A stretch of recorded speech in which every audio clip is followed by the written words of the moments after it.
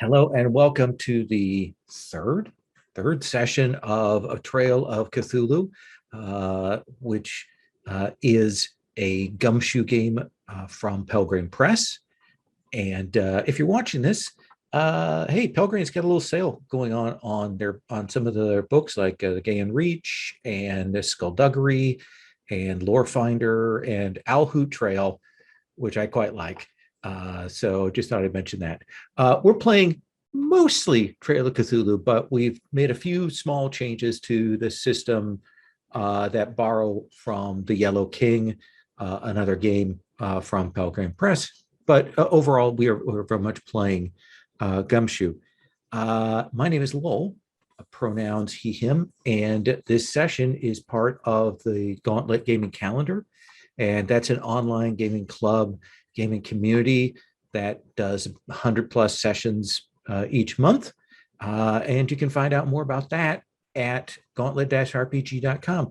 If you're watching this before October of 2021, in October of 2021, we have another Gauntlet Community Open Gaming Weekend, which is a little online mini-con. You should come and play a game. We've had a lot of people come and play stuff and find new games, and we had some people come in and join the Gauntlet as a result of that, and some people figure out how to play online games. It's free, so there you go. That's why you should do it. We have some safety tools in place, so you may hear us refer to that. We're using lines and veils, X card, and an open door policy. So just to give you a heads up, that's what is going on. So I'm going to roll right into it. Last time, a number of leads were uncovered, a number of leads were run down. I'm going to quickly go through what, in my head, are the leads that are out there, but I may have deliberately left some out or forgotten some. So if I miss anything, you should go ahead and tell me. You have the address of the cult, this Cult of the Thousand Hands. You got an address on that from some paper that you deciphered. So that's one thing. You know that they're involved in this somehow. You have the Coleman building, which was where we left off last time, that's being built, that clearly has been restored with bricks and materials from the fallen building in Red Hook, and of which you saw a weird gate as the sun came down. You've also tied it to the person you're looking for, Hurt, that he went there. And there were some other various leads on that connected to that building. Related to that, the family, the Humboldt family, the wealthy family, has been mentioned a couple of times, and they've clearly kind of checked this out. So that family and their wealth is an open question in this. You have Frank Strauss, who is the person who really hired you to find Hurt, and you're unsure how he fits into all of this so far. You have a license plate that you got from the people that were following the professor, that it could be run down. You have the gate itself. And I think that's the big ones that I'm thinking of. Is there anything that I missed? Agatha, anything that you can think of that I missed?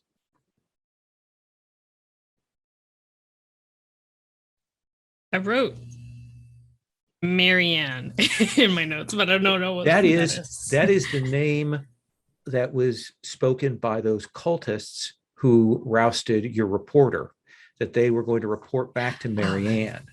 Right. So that's a name associated with the cult. Okay. Jesse, anything else? Not that I remember. Okay. No, not that I have. All right. By the way, I do love, Jesse, we're going to get the time lapse over these weeks of you filling those shelves with the books after you've moved. Yep. I love that. We're like about halfway full now. So by next week, hopefully they'll just all be there. Awesome. Mike, anything else I left off? No, I think that's everything that I had. You have those We have a- photos of the body that you took that you haven't like distributed. And who has the books right now? Do you have those still? You're muted. Thought I'd unmuted myself, but I guess the click didn't take. Yes, I do have that. I do have a book about magic and portals that I'd recovered from Hert's neighbor's apartment. All right. And so I think I have that. That's probably something I wouldn't leave lying around at this point. So I'm probably taking that with me. Absolutely. And finally, John, anything else that you can think of that I left off? I don't think so. Okay. So we're going to cut back. We've already established it as a set piece, so we don't want to have to do another set. So we're back at the automat.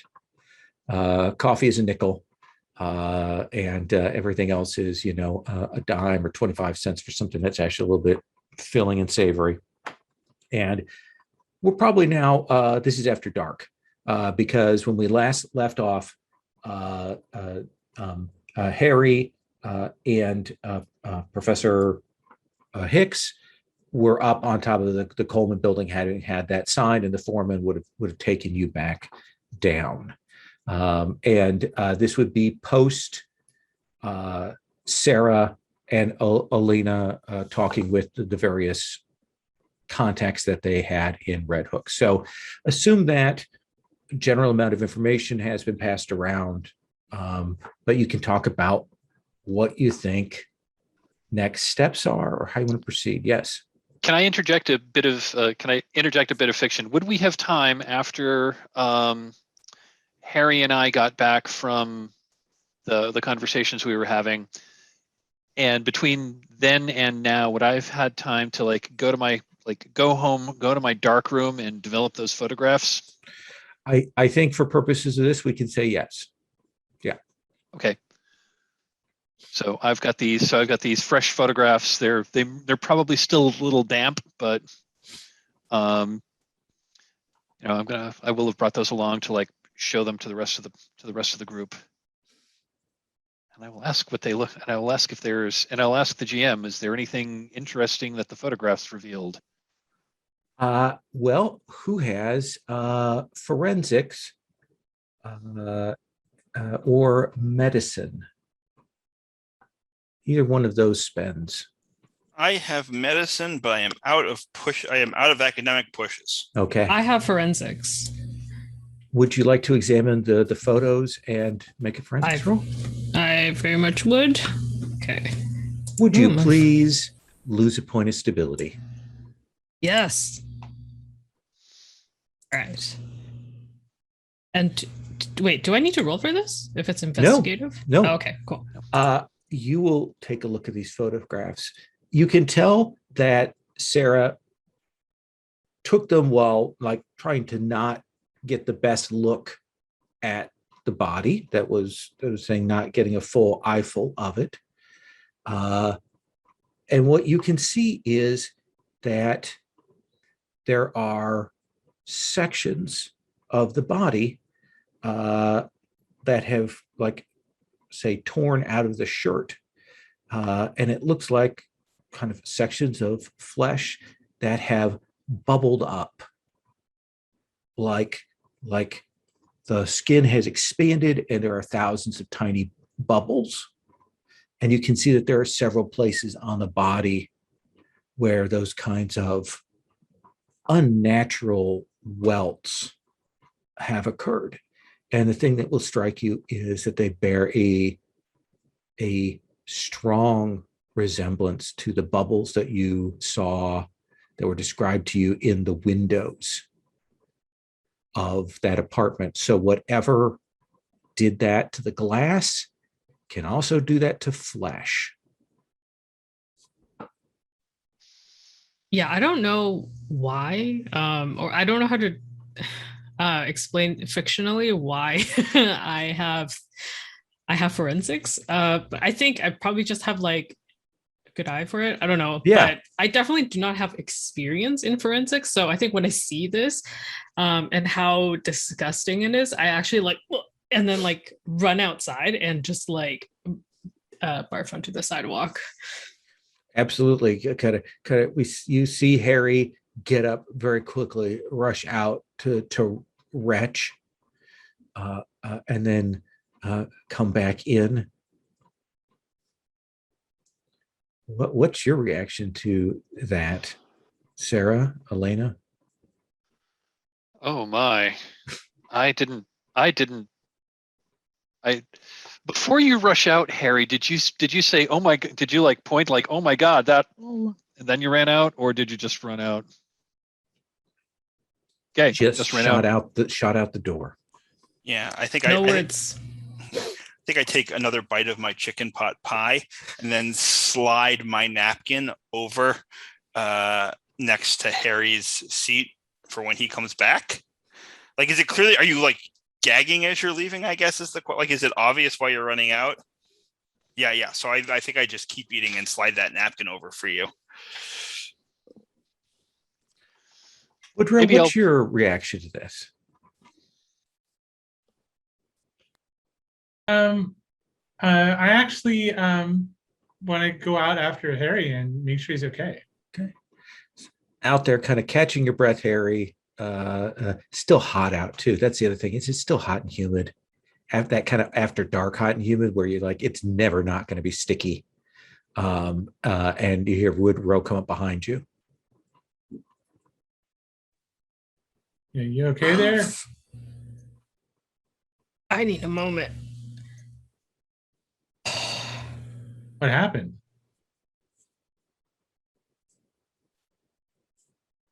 I don't deal with dead bodies. I don't know how Sarah could be so calm about it. You know that the skin on the person looked like how she was describing the windows.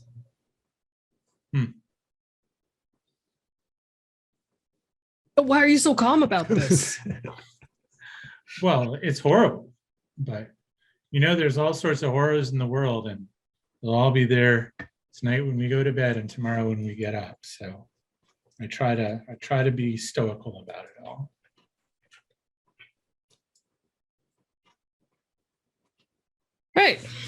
Right, of course. Yeah, grab my handkerchief. And then maybe like don't consider actually wiping myself. Yeah. I need some water, and then I'll walk back in. Sarah, these two, Woodrow and Harry, come back in and sit back down at the table. Harry, you'll notice there's a strategically placed napkin there for you. I'll take it, and I'll. Are you all right? What did you see in the photos that I must have missed? The body. I don't know how. No, I understand. I am simply. I must steel myself, as I am apparently have too weak of a stomach. But Sarah, the body looked the same as how you described the windows. The same bubbles. Oh, I must have missed that. I've taken photos of bodies before, but never that were in this bad a shape. And you had described, Mike, that you tried to take the photos without getting a good strong look at them. So exactly. Well, seems like whatever did that to the windows could also do that to a person. Well, that's more than a little disturbing. I still have no Do any of you have any idea what could cause such a thing? I don't. See, glass can bubble like that with heat, but I don't think that does the same That to kind of flesh. the kind of heat that would cause glass to melt and bubble and fuse would cause flesh to like blacken and char and maybe even burst into flames. Can I ask some questions, Lowell, Sure. about what Elena might know here between her explosives ability, her medicine skill, which granted I can't spend a push to get much, but I like the basic thing is there. Well, let me tell you what you think now, kind of looking at this. Yeah. You would guess based on the description of the way that the glass had been affected, and how this like kind of seems that whatever did this is it like it probably burst vessels and disrupted internally. Like what you're seeing in the bubbling and so on is the external symptoms of something that probably is deep tissue disruption there. But you've never seen anything like that. You don't know, and it's certainly not an explosive, and it's certainly not anything you've ever encountered. Mm-hmm. Yeah. So I look at the picture and I'm kind of like chewing. I'm chewing as I'm looking at it, and I say, "This is they burned from the inside." I've never. And like, I guess, but it would have to be so small. I do not know what did this, but it is very strange. I can't think of anything that could cause something to cook from the inside. That's just bizarre.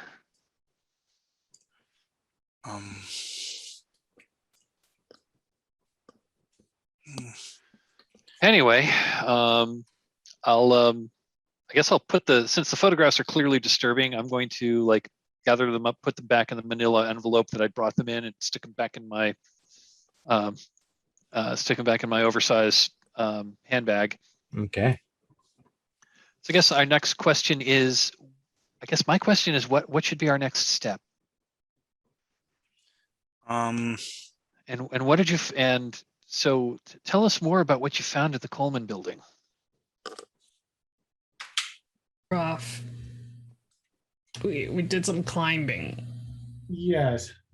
There was some odd graffiti. We learned that a couple of the foremen had unfortunate accidents, which may not be a coincidence, I'm thinking now. And then Harry, you were the one who saw the thing, right? I did. Saw how don't know how to put it to words, but I would say it's like a window was opened into a different world. A world that doesn't make sense, shouldn't exist, but is so real, and it's a portal, and that's what Hurt was. Yes, that's the place that I think that Hurt was trying to go to. And you can go on. And you can open it through the placement of this beam in the Coleman building. I think it can't have been accidental, and there was a sign drawn on there, and someone is trying to do all of this, but it doesn't seem like it doesn't seem like the Humboldts were trying to do that on purpose, opening that specific portal. Oh yeah, the Humboldts are the ones that are building this tower. Right. And we know that the Humboldts were responsible for excavating excavating material from that building in Red Hook that was destroyed 20 years ago. They pulled out 10. bricks 10 years ago. They pulled out bricks. They pulled out they pulled out like pieces of the flooring.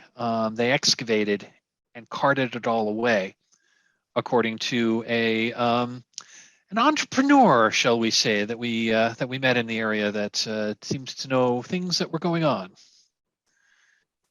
They definitely built that into the Coleman building. We saw it, right, Prof? There's a lot of pulleys of that were putting in old things into that building. Yes, we did.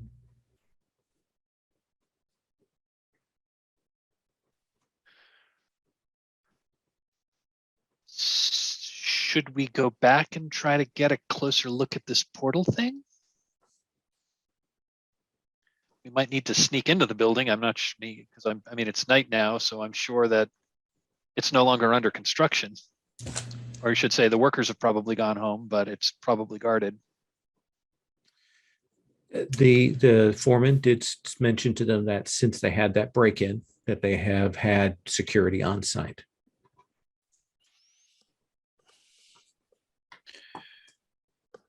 So, out of character, we have not confronted the cult. There was like one other thing, right? That we. You haven't followed up with Strauss?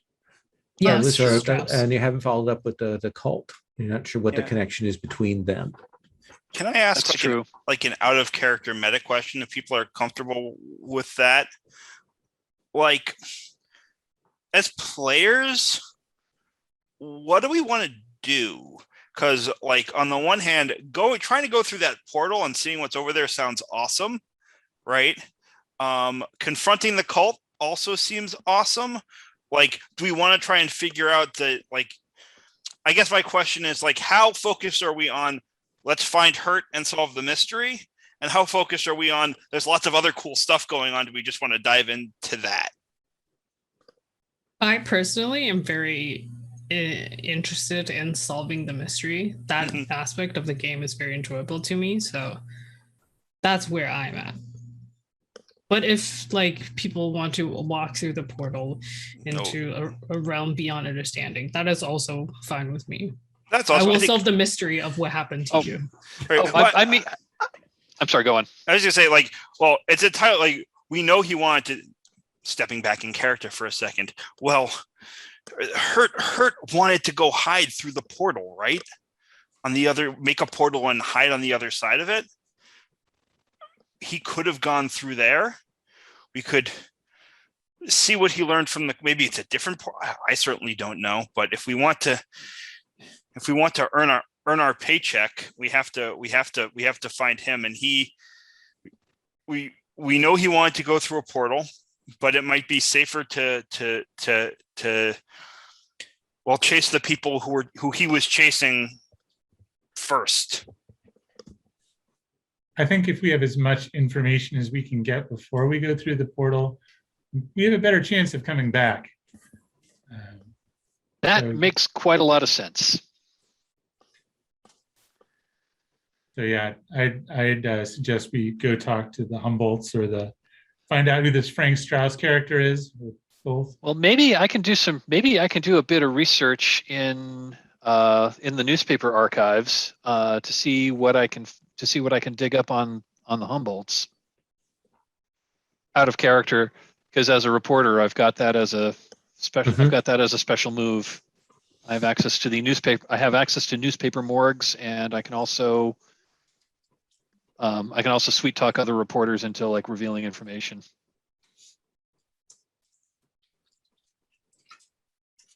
So that sounds like you heading off to do some information gathering. Do other people want to do similar things? Or say, for example, go home and get some sleep before the next day kind of thing? So I was thinking of maybe doing a little bit of research for maybe an hour or two just to see what I can dig up quickly, and then then yeah, going back home, getting some Okay. rest for the morning. Well, let's do that. Let's do kind of a once around of what you might do before you crash. And then let's see what like where you live looks like. So Sarah, you can go back to your newspaper archives, go back to the morgue there, with essentially the drawers with all the clippings. You have to find the right keyword and look that up. When I was growing up, my mom worked at a paper, and there was a big office, and there was a woman who just clipped all the articles out and had to organize them and put the paper things in the little folders, and that's how they researched things. So yeah, you will be going through that. There's a lot in the Humboldts. I mean, that family is a big, well-to-do family. Tell me, what's your tact? What is it you're looking for? What do you want to know?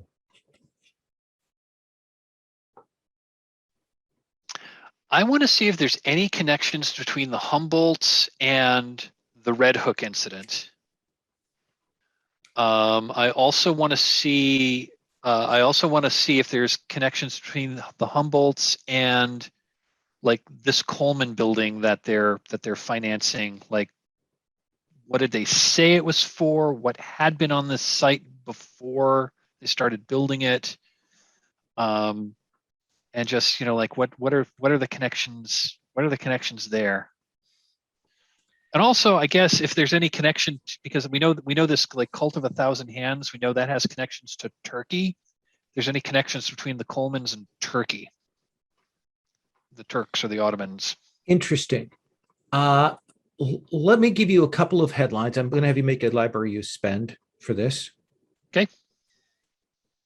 The Humboldts have locations and businesses, property that they own, across New York. There's no obvious tie between them and Red Hook. I mean, the tie that you have is that whole excavation thing. And you suspect that probably if you went to like a city business office, you might find paperwork indicating that they might have bought that area afterwards or something. But that's certainly not in the big picture stuff. You will see that the building itself, the Coleman building, when people are asked, when the PR people answer questions, when the Humboldt talk about it, they very much describe it as a multi-use building, offices and other things. They are very vague about that. And the fact that they're not like pushing it or identifying businesses that are going to go in there or talking it up suggests to you that there's definitely something else going on there. Like it doesn't seem like it's intended right now for any kind of practical purpose. As for the connection, I think you will see an article, and this is probably like where your spend goes. What you find is you'll find like an article from the early 1920s talking about the Humboldts doing some outreach and meeting with some very wealthy expatriates from Turkey, people who fled the Ataturk government. And there's some talk about, business correlations and things like that.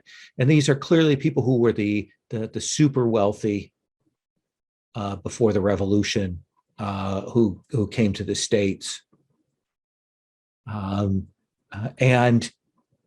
the thing that strikes you is there's that, and then you don't see any other mention of that. There's no real follow-up to that in the society pages or anything like that. And that would definitely put connections between the Humboldts and these wealthy expatriates before the whole Red Hook incident. Does that sound like fair info? It's great. Thank you. Okay. And then you'll head back to you live with your parents, right? Or you're muted. Thought I unmuted. Yes, I still live with my parents. I'm going to say they probably live. I'm going to say my parents have mostly done okay during the Depression. I think my father. I'm trying to think what my parents would have done. I mean, no one did well during the Depression, obviously, but maybe my father was some kind of a tradesman that. I'm thinking like I'm thinking that our parents were, you know, they had some money. Like maybe somebody like a tradesman, maybe like a tailor, something like Yeah. that. That's kind of family business. Your mom might have had to then pitch in on the business a lot more to keep it afloat. Yeah, or maybe yeah, exactly. She might have had to pitch in to assist. They might have had to let their staff go, so the two of them are more or less like running their. Yeah, I like the idea of it being being a like running a successful tailor shop. He's the tailor and she's the business. She's got the business sense. Okay. So she actually runs the business, but he's a really skilled. He's like an extraordinarily skilled tailor and has a bunch of rich clients, and so he's done pretty well for himself. Which of them is the one that is more disapproving of your career? Oh, father absolutely disapproves. Okay.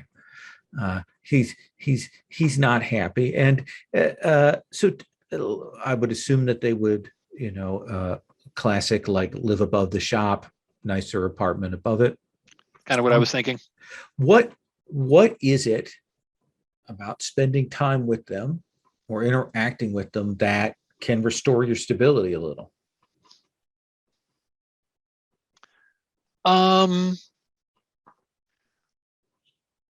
So father doesn't exactly approve of my career choice. Oh, I like this. He doesn't so much approve of who I'm working for. He doesn't think that the paper that I'm working for is good enough for me. Okay. So I'm going to say what restores my stability is my parents are like big time cheerleaders for what I want to do, and my father is dismissive about this kind of like mid to lower tier paper that I'm working for that I still haven't be on the figured out. Times or the Wall Street Journal. Exactly. Should be working for the Journal. Should be working for the Times. The Gray Lady. And when they question you about what you're working on, what do you tell them? Do they know you do the weird occult beat stuff? No, they don't. I've been Okay. keeping the occult stuff a secret from them because I am 100% certain that they will not approve. Excellent. So yeah, you can restore a point of stability then. Harry, is there anything you want to do before you head home for the evening? I feel like I do. Yeah, I think I do want to follow up on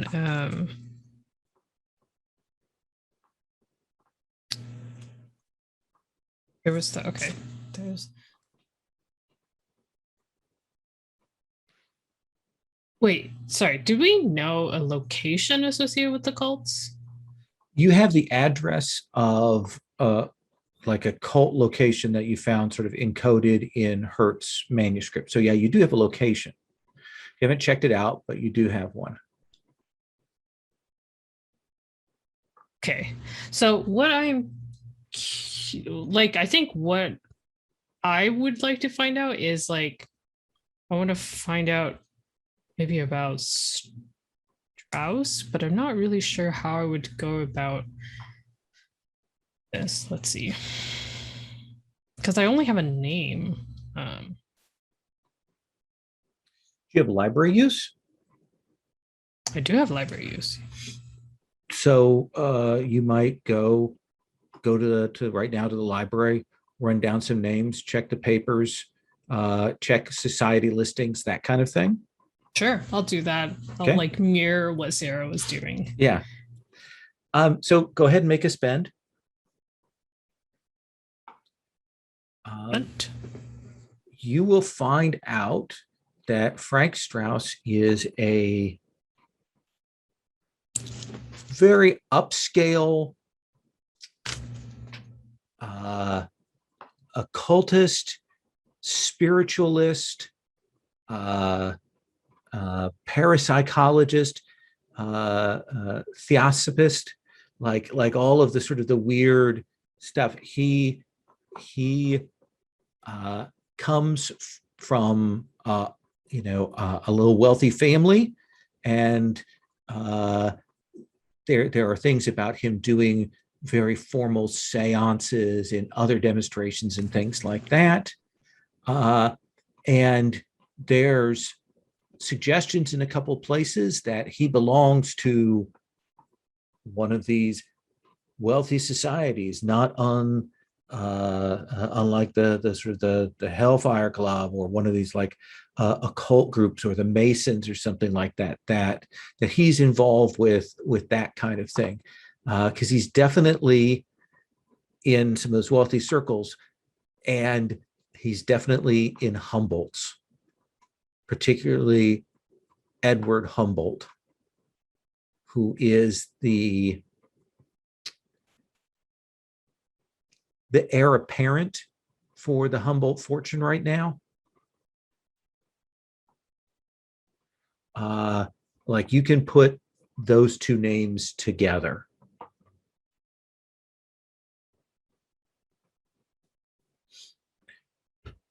Does that seem fair? yeah, that's very cool. And what time do you actually go home to your wife? I expect I go home like by the time that I'm done at the library. It's way past dinner, Right. but I don't think that she's home either. I think she's like a society, trying to be a society person, because we're not that rich. So you come home, Or- the is it a house or an apartment, you think? I think it's an apartment. Okay. Come home, apartment's empty. There's a note. I've gone to Miss Coletta's salon. Salon, kind of, you can tell, are in air quotes, to see. I had to make up some things. There's kind of a mess in the kitchen, but dinner is in the refrigerator. And you'll go in, and she's clearly had to bake some things to take over, and kind of rushed from there. But yeah, you've got a home cooked meal in the fridge. Yeah, and I think this is our usual pattern, and it's actually like I don't mind that. And that I think it's very comfortable for both of us that we just live very separate lives, but are also partners specifically in like managing our lives. And like I will make the money, she will hopefully make connections, or do whatever she does with my money, and like it just works out that way. So what do you do to unwind or relax when you get home, to kind of take the edge off your stability loss there? I think well, first of all, I eat dinner and it tastes disgusting because Betty is not a good cook, and we both know this. But it's part of the whole, I don't know, like our dynamic is that she'll make food, it'll taste bad, and I will eat some of it, and then I will complain to her about how it tastes bad. And so that's like that kind of ritual, and just kind of like, oh, this is disgusting. But also like I'm thinking about like what I'm going to say to her, like what is this thought or something? I don't know. And then that, like, thinking about that is like taking my mind off of. Okay. Yeah, so you can restore a point of stability. Woodrow, what do you want to do before you kind of head home here? Well, I actually think I need to stop by party headquarters. You're kind of supposed to report in every now and then. I'm not going to, like, I never tell them about any like supernatural stuff because like they kick me out of the party. Right. But you know, I present it kind of as fiction, like, oh, look what these ridiculous rich people are doing, right? And boy, I hope I can bust them, something like that. So I'm going to go down to 35 East 12th Street, which is party headquarters. Absolutely. And are you engaged in spirited debates? Are you more meeting with fellow travelers and restoring your kind of sanity that way? Yeah, there's like a party official I kind of report to. Okay. And so mostly I just talk to him. So I'm going to, I guess, talk to the party official and also maybe see if they like have anything on their radar about the Humboldts, or if they'll tell me anything, which they might not, even if they know. I think what they will be able to tell you is pretty much the same. So the Humboldts are essentially, very much of that upper class exploiters of the working class, exploiters of the poor. They are the ones who are truly damaging to society and so on. Very much that classic line. Yeah. And do you live in an apartment or do you have a house? Yeah, I have a small. I mean, it's a fairly small studio in Soho. Maybe not as small as things are these days in New York City, but still pretty tiny. Can you roll sense danger for me? Oh, yeah. And how many points do I have to spend on that? So right now it's going to be difficulty 3 because that the person involved isn't particularly looking to hide themselves.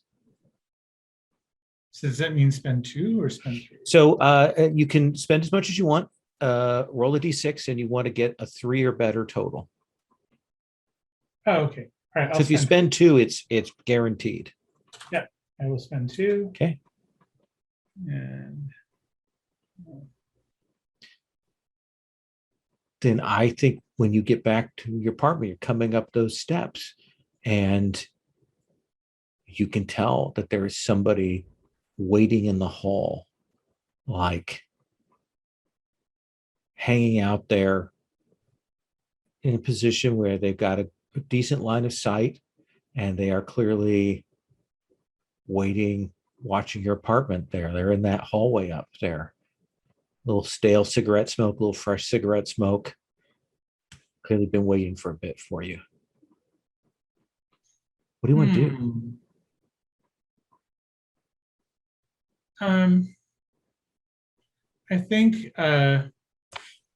I think maybe I'll try to very casually see if I can go that way and see if the person takes off. So you walk that way, and he doesn't take off. He's clearly waiting for you. And when you get up there's the lighter that lights, and you'll hear this guttural voice go, "Mr. Hicks." Yes, I am Mr. Hicks. My name is Doe. And I'd like to have a word with you. May I ask what this is regarding? It's regarding a man named Hurt. I would be interested to hear what you have to say about a man named Hurt. Well, why don't you come a little forward so we can see each other face to face. Okay. Definitely. And you come forward and you see him there. You see that he's got one hand in the pocket of his coat. And he says, so I was sent here by a gentleman.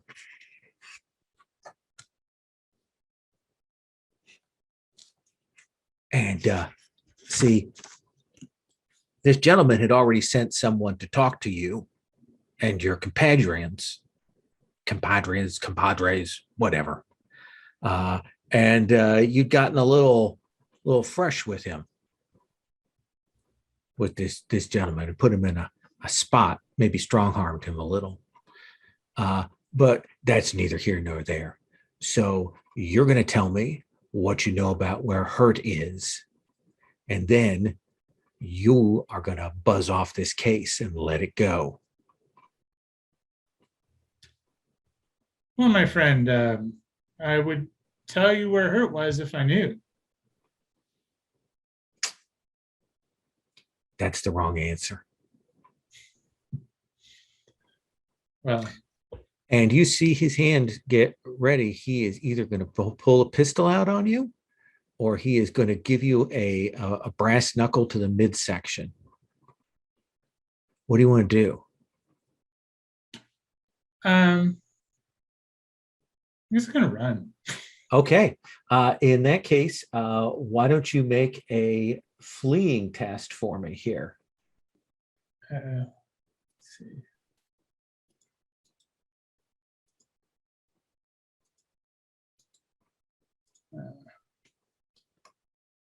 Oh, I have points in fleeing. Great. Yes. And Okay. I'm going to. I will spend 2. And Let me roll for them first, so you can decide how you want to do okay. this. Come on.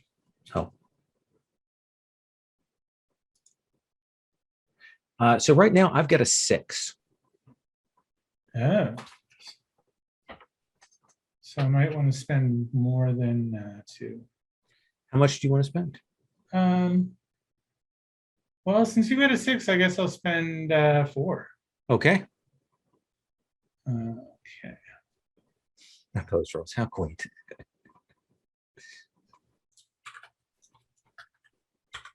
Oops. So D6 plus 4.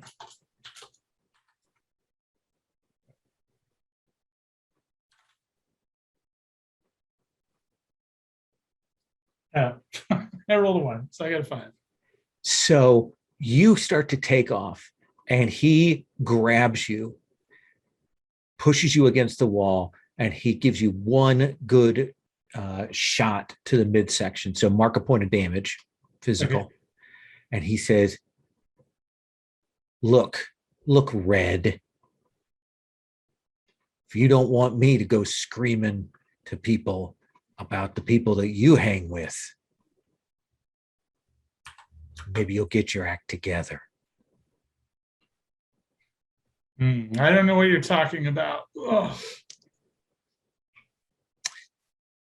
He says, well, I tell you what, we'll just see what you do tomorrow. And we'll see whether I have to come back here or whether I have to go to your boss at the Planet place and give him a word or two. How does that sound? Well, you do whatever you think you got to do there, mister. Takes his hand off.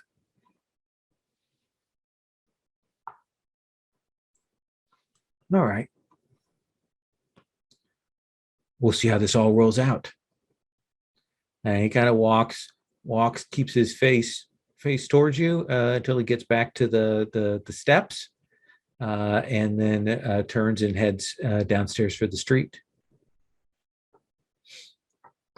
Well, I guess I'm gonna go lie down in my apartment and nurse my wound. What is your apartment like? It's not like it's pretty nondescript. It's pretty bare bones furniture. Um, there's a couple like star charts up on the wall.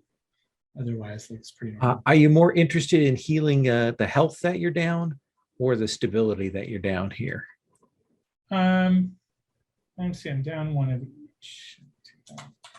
I guess the health. Okay. Yeah. So we see you kind of nurse it, go and get like some ice out, wrap that up, and put that to keep the bruise from forming on that. Elena, what do you do? So here's my question. Sure. I obviously don't know what Harry and Sarah discovered about the Humboldts after we left the automat. Okay. But I know sort of what we generally know, that that they funded the Coleman building, right? That they're rich and involved. Yeah. Is it crazy for me to break into their home? Can I track that down? And is that a thing I could do here? It is a thing you could do. You'd have to break into their mansion. Yeah. So are people okay with me making that move? I feel like that's a big move.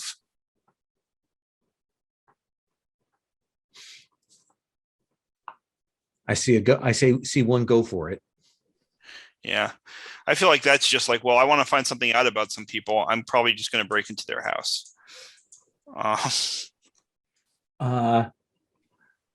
Then let's see. You've got an address. This is a nice part of town. This is a nice part of town that people like you don't hang around. I mean, I'm happy to wait until after dark, right? Yeah. Yeah. But this is the kind of part of town where they actually have patrolmen walking around. Sure. And that kind of thing. They've got a place with a wrought iron fence, ivy growing around, and a nice little mansion estate there. It's one of their homes, and you can certainly see lights on in it. And you wait till like late at night, like dead of night kind of thing. Yeah. Oh, absolutely. Okay. Then I think what I want you to do is to make a stealth roll for me. Sure. What's the I think this is hopping the fence, getting across, kind of getting into the building. I think that's difficulty 5 for all that to place you inside the building. Yeah, I think that's just. So I think I'm going to spend a total of 3. I can't spend. I know that's not one of the things I can spend afterwards to do better. So I best hope that works out. Let's roll it and see. That's a 1, which gets me a 4. So I think there is that moment where you've hopped the fence. You've gotten up to the building. You're like, yeah, crossed it, looking around. Ooh, do you go in like the patio doors, or do you go in like a office window? You said there was something about like ivy climbing up the walls. Yeah, you want to go up onto the I think I'm like going up onto like a second floor balcony or something. So that you climb up onto that. And I think that you will pop this doorknob. And I think that's when you will hear that as this burglar alarm goes off. And it is loud and it is noisy, and you can hear movement inside the room that you've opened up the door to, and it carries throughout here, through the darkness. what do you want to do?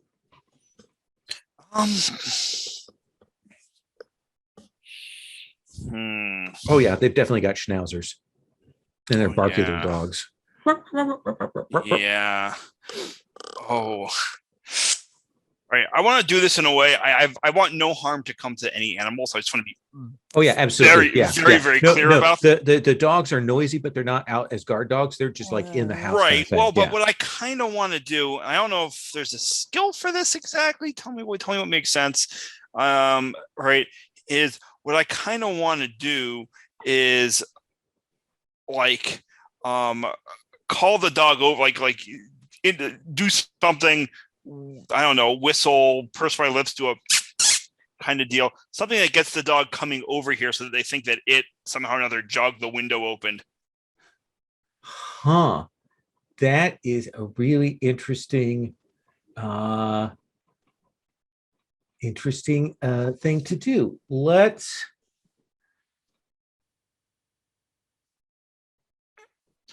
I tell you what, let's make this a conceal roll. I think that makes sense. I imagine it's pretty high difficulty. Yeah, I think we're probably, because of the alarm and everything going off. I'm not gonna go too high, but I'm gonna stick it at the 5. Like, this is a high end. This is one I can spend 2 points though if it goes badly. Right. So I'm gonna spend 3 to actually it works out to the same. I'm just gonna spend the 4 to automatically succeed. Okay. So burn through those points. Yeah, I don't know what's happening here. And there is that thing where you hear this woman go, oh, Barksley, and comes, and you hear her come over and grab this precious schnauzer. She picks it up. You can see that it has a better haircut than you do, and takes the dog and puts it in the little doggy basket over the side, still kind of growling, and you hear someone at the door, ma'am, and she's like, oh, Barksley set off the alarm. Brewster, please go downstairs and turn the alarm off again, reset it. Very good, ma'am. And I think what I want to try to do is, I obviously don't want to go into that room now. Mm-hmm. But can I sidle over to an adjacent window and try to get in before the alarm is reset? Oh yeah, I think when we come back from our break, we'll have that athletics test. Yeah, and so let's take 10 for our first break, and when we come back, we'll see about getting you in.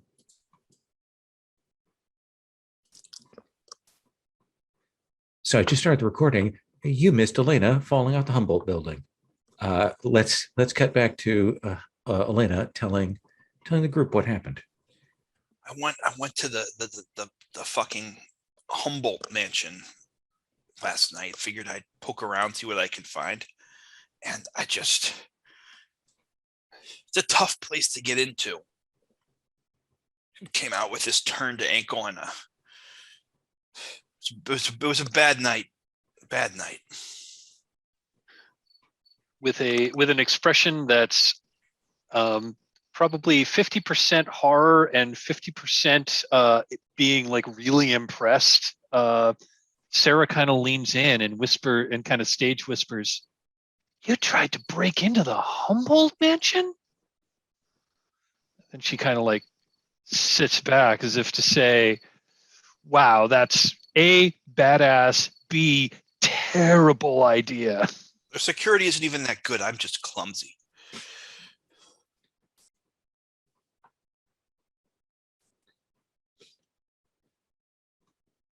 So you have a number of leads.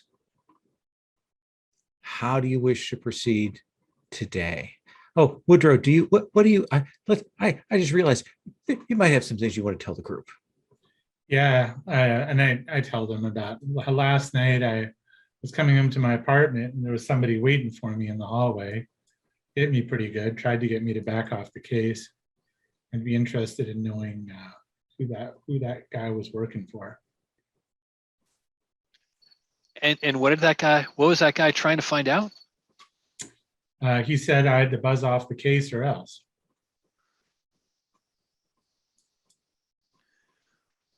Well, I did some poking around at the newspaper morgue to try to find out more information about the Humboldts, and I didn't find a ton. But what I did find that was interesting was that back in the early 20s, like 1921, 22, there was a single article in the social section that the Humboldts were having a party meeting with a bunch of rich, like very rich former Turkish people that were from the former Ottoman government before the Ataturk revolution. So I think we've got our connection between them and this like cult organization group that Hertz messed up in.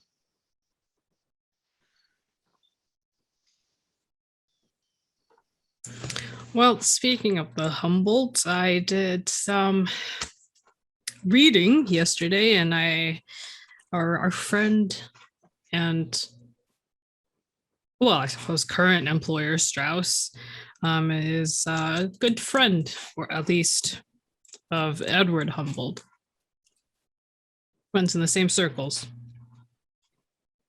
Frank Strauss is upscale occultist, spiritualist, parapsychologist,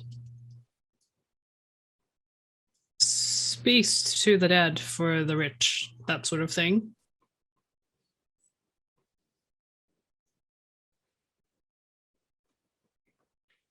They're all in on the same thing, or so it seems. Well, if we've been hired by the Humboldts and Strauss is maybe with the Humboldts, then who beat me up last night? Like, who are they working for? That's what I want to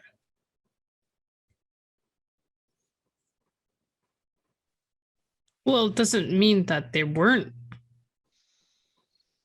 It could still be the same person. It could still be the person working for Strauss who came to beat you up because they don't want us in this business anymore, whatever has happened. Or it could be someone from the cult who doesn't want us poking our nose where Hurt was poking. Out of character, didn't he tell you he was from Strauss? No, wait. The no, the guy didn't say Strauss's name. He said the person who hired the person Yes. who hired you. Yes. So Tip. I guess by implication, yes. Yeah. Yeah. Well, in that case, maybe then I guess we know that. Okay. Does it matter? It's obvious that these rich assholes don't want us poking around in this business anymore, which seems to me the best reason to keep looking.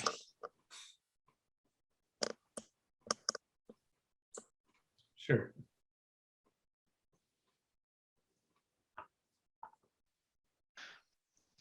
Yeah, either that or were they trying to hurry us along and trying to find Hurt?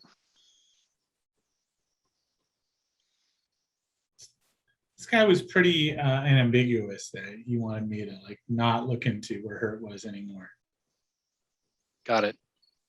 So we keep looking, we find Hurt, we take whatever it is he found that they don't want us to have and use it against them. Making a lot of assumptions there. A fair number. Seems like it would be worth a lot to them. Yeah, my curiosity is absolutely piqued. I definitely want to keep poking at this, and I'm also thinking that this has all the hallmarks of a pretty big scoop. Bust open some dirt on the Humboldts. That'd sell some papers.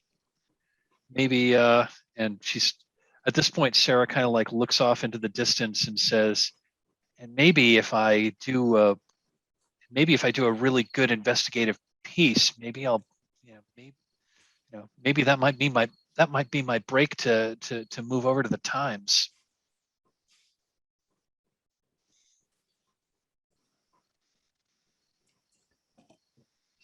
So you've got the daytime. You've got some leads.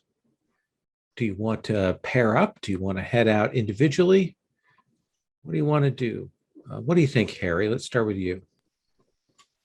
I think it might be fun for all of us to go to the cultists. I don't Okay. know. I'm that's my suggestion. Or a fun thing to do. Well, let's set it up, and you can decide how you want to proceed. How does that sound? So I think there'd be a decision on that, and I think we cut forward to you in another section of town. It's still a little upscale, but it's not quite as urbane. Not quite as everybody sticking out like sore thumbs kind of place. And you kind of follow the address, and it will lead you essentially to a small building that has a kind of a walk-in that has like a Turkish American fraternal society on one of the things there, and it has that feeling of like a kind of a club building where they maybe have a walk down. They might have some offices. They might have some front offices kind of thing, and it definitely has a second floor, but that's kind of papered over, so you can't see in. But it definitely looks like it's intended to be one of those kind of like simply a international benevolent group. But I think if you sit on it for a while, you'll see some people come and go. It definitely has the look of like it's not being used right now as a gathering place for locals, but clearly as offices for people. And in fact, I think that you will see, Sarah, as you are watching, one of these guys comes out that is a guy that you spotted on the street who went up into the apartment. And I think Woodrow, you kind of make a quick inventory and you will see that car, the license, match that license plate to that car. So clearly the guys who are following you and the guys who were at the apartment are associated with this place. I'll point that out. How do you want to roll it? Not surprising. So I guess the question is, do we try to sneak in? Do we try to talk our way in? If the latter, what's our story? Well, you for the papers. True. Doing a story on what was the name of the building? I'm doing a story. What? Immigrant Benevolent Societies? Oh yeah. That's actually not a bad idea. That seems to be people what are they're helping each other? Yeah. I like that idea. I was going to do something I was thinking something a little too close to the case. Yeah, I think we need to obfuscate. Yeah, I like that idea. I'm doing a story on international benevolent societies, and this one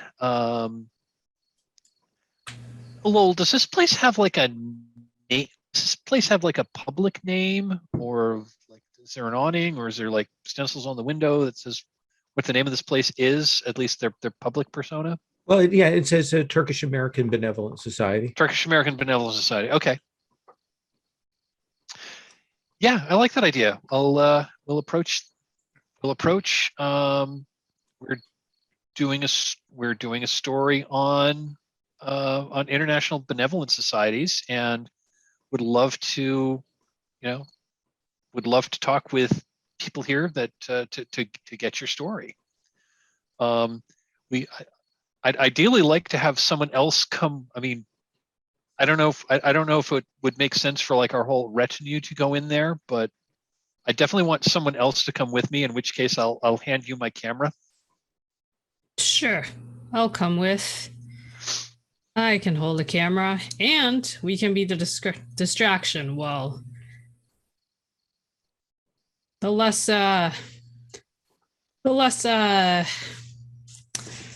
journalist types will do other things in the back. I like where you're going with this. Okay, so let's do the run in with Harry and Sarah, and then we will see how Elena and Woodrow handle things in the meantime. So, Sarah, you will head up, open this, heavy leaded glass door, go in. There's a very Spartan reception area. There's a desk, but there's no secretary. There are a couple of doors leaving from here. There's some benches here. There's probably some pictures up on the wall, landscapes of maybe Istanbul. There's a Persian rug here that's quite nice laid out, and there's clearly a buzzer on the desk that you're to ring for someone, and it's pretty quiet. Take a couple of photos of the room and the paintings. And then I guess I'll ring the buzzer. And after a moment or two, one of the doors will open, and you'll see this middle-aged man, suspenders, shirt, sweat pits on his thing. And he kind of looks at you. You are very out of place in his estimation. So he steps out, shuts the door firmly behind him, and he says, "Can I be of assistance to you?" I certainly hope so. I certainly hope so. My name is, and I think I'm going to actually give him my actual business card. My name is Sarah Jenkins. I'm with the players blanking on the name. I don't think we established a name. I think we're we kept kind of saying middle tier New York paper. Yeah, let's just make one up. I'm going to say it's the New York Mirror. Okay. I think there really was a paper of that name, but anyway. Sarah Jenkins, I'm with the New York Mirror. Absolutely. Can I have one of you make a sense trouble roll? Sure. Oh, game mechanics question about points. Uh-huh. When did general skill points refresh? If refresh in between mysteries, or when you kind of describe a downtime that you want to spend refreshing them. Okay. So I did spend some sense trouble in a couple of days ago. Yeah. So I guess I'm still down. Yep. Difficulty 3. Okay. Difficulty 3. I will spend 2 points of sense trouble. Then you don't even have to roll. You see him look down at your card. You see him look at your name. You see his eyes widen with recognition, because he's clearly been told your name by the people who went to the apartment where you also gave your real name. And he said, looks at you two, and he's like, Miss Jenkins, is it? Yes. How can I be of assistance to you and your associate? Yes, my associate, my Looks Very- yes, this yes, my photographer. We are yes, my paper is doing a kind of a we're just kind of doing a good-natured puff piece on benevolence, on international benevolent societies, and the and the work that they're doing, and the kind of work that you're raising money for, presumably back in your home country. Oh, I was just wondering if we could talk to someone, and have some, just get a little background on what the Turkish, she looks over her shoulder at the reading the reversed lettering on the window, the Turkish American Benevolent Society is doing. And absolutely, we're very pleased to have members of the press come to us and to have a chance to talk about the good work that we do in the community. I tell you what, let us step over here, and I'll have you wait in our meeting room, and I will go and get some people. How does that sound? out of character, how does that sound? He is gesturing to the other door, not the door he came through, but to another door that's over there. And you can tell he wants to get you in there, and then he wants to go and get people to deal with you.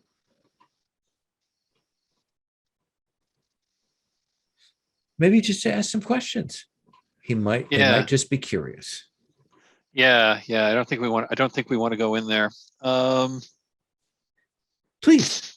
And he steps over to the door and he opens it. Please, come and sit. I will have tea brought for you, some fine Turkish coffee. We might even have some pastries.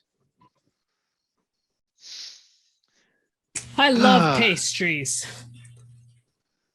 Who doesn't? Ha. Yeah. I'm going to also clap him on the back and say, "You know how to treat guests right." And Absolutely. I'll also start taking pictures, I guess. Now let me get a picture of you two together. Holding hands. He will do that. He's clearly a little uncomfortable. He'd like to get this moving, but yes, and he'll have the pictures taken. Well, what could out of character? What could possibly go wrong here? Yep, let's go in the room. Okay. And he gestures for you two to step into this room. It has tables, some chairs. There are no windows in here. And he says, kind of turns on the light, and he says, "If you'll sit, I will be back momentarily." Well, thank you so much for your hospitality and for getting us and for finding some folks who would be willing to do an impromptu interview. It may be a moment while I get the coffee and pastries and gather some people who can best give you a perspective on our organization. Thank you. Well, thank you very much. And he steps out. Yes? I feel like maybe is this also obvious to me? Because I didn't do the role for Do you have assess trouble. honesty? I do not. I don't. Then right now, you're not sure exactly why Sarah's kind of hesitating. Unless you want to make a sense trouble roll. I could. Yeah. Why not? Okay. Yeah. Let's have you roll as he's getting ready to shut the door. Yeah. I don't actually think I'm gonna spend any. I was just curious as to how. Just roll. What could go wrong? What do I have? Just a D6. D6. All right, let's do this. I rolled a 5. Then you're like, this is not great. There are no other exits from this room. There is a heavy lock on that door. He is going to shut that door and he is going to lock us in and he is going to go and get people. Okay, I'm gonna do the classic thing where I stick my foot through that door before you could close it and say, "Now, see here. Between you and I, what's your name? My name is Barry. Bradley. Bradley.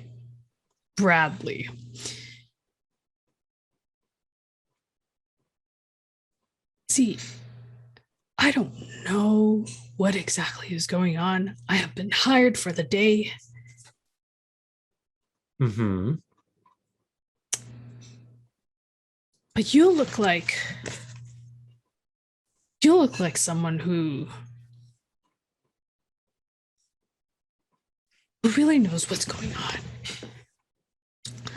So between you and me, and then I'll like reach into my pocket, take out some monies, and like kind of like take his hand and like shake it with the money in the hand.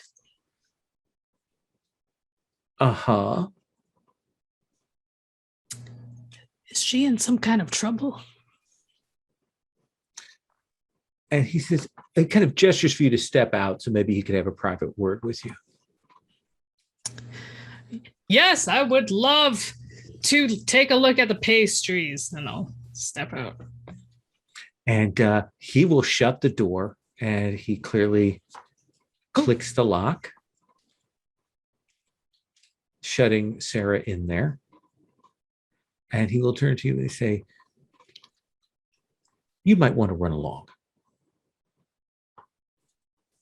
How much is she paying you?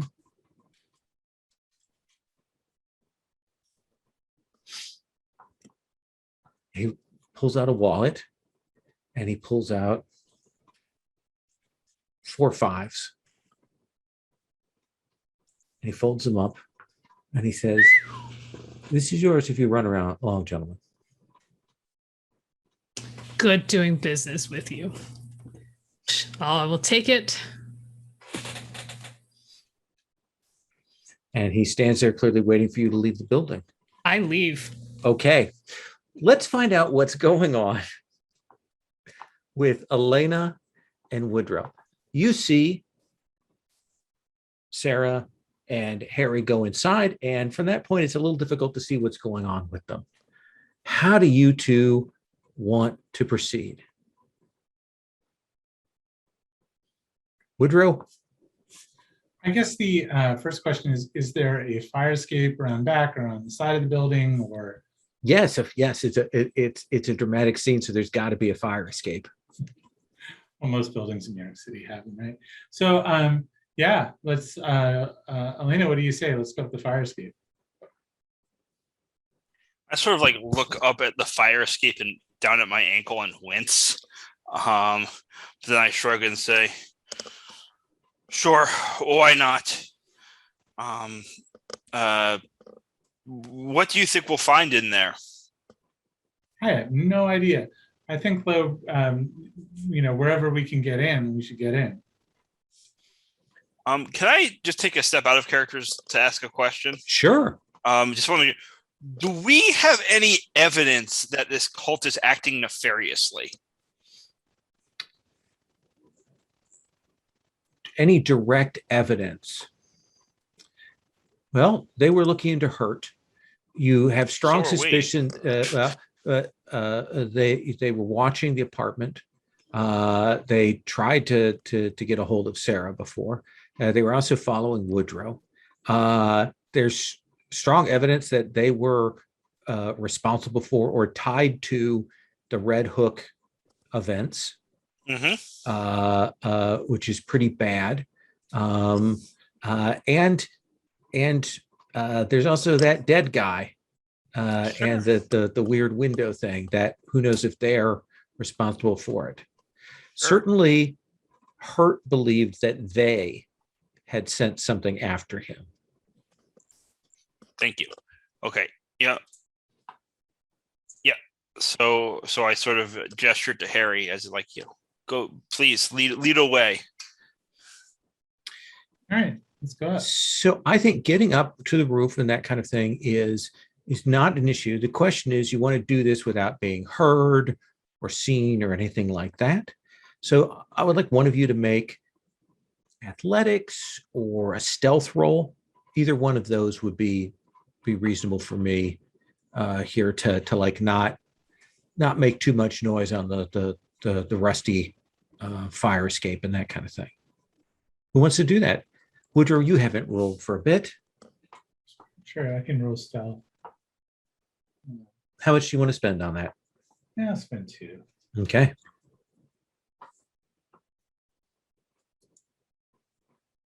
D6 plus 2. Oh yeah. You and Elena can get up to the like 3rd floor, and you can find a window that's loose up here and kind of open that up, and there's kind of a weird smell of burnt wood and incense and that kind of thing that comes wafting out as the two of you kind of step. This 3rd floor is one of those open plan floors that might be used for storage or things like that. But you can see that the floor has been etched in some kind of pattern here. Various signs and symbols and things like that. You will see that there are some tables with what looks like ritual implements and materials and things. There's some books and papers that are there. And there's definitely a kind of a coppery smell, like of dried blood.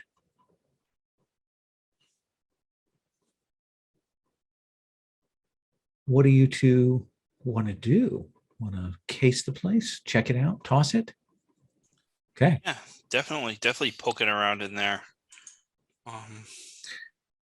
You will see that this is a fairly recently used ritual site. Like you have both of you, if you have some occult, you can recognize that. The specifics of it you're not certain about right at a glance.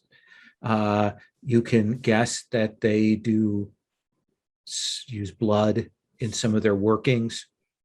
There's definitely some bowls and things like that that have been cleaned, but there's still traces of dried blood there. There are papers and some things that are in cipher, not unlike the cipher that Hurt was using. Some of the manuscripts and books here seem to be ritual invocations and things. But the thing that you will find here is some notes about the 1,000 hands, and you will find a picture. You kind of unroll it, and it at the bottom it says Chronochorazon. And you can see that it is a drawing. It almost looks sort of like a Da Vinci kind of drawing. It has that sort of look to it. And it's, at first you think it's just a sculpture of a bald skull, bald head. But then you kind of look closer and you realize that the neck and the head and everything are made of hands, grouped together, interlocking. The whole thing is made of hands grouped in that way, spaced so that there's a place where the eye sockets would be, where the mouth would be. There are thumbs that are out like the nose that are all kind of wrapped together. And the thing that strikes you even here in this two-dimensional pictorial depiction of it is it almost feels like it's slightly moving on the page. Can we get a sense of the scale of it? No, I mean, you guess it's probably a little bit larger than human sized, whatever this thing is.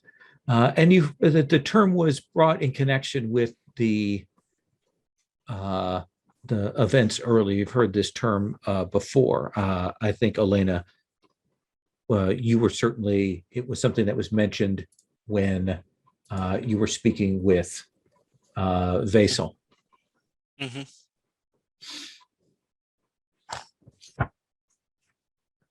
Let me cut away from you two and your examinations for a second. Sarah, door shuts heavily. You're in here alone. Door shuts heavily, and I hear the click of the lock, Yeah. and that disturbs me. I'm going to immediately do what I did before. In the last time I was in a separate room, I'm going to press my ear to the door to see if I can hear, the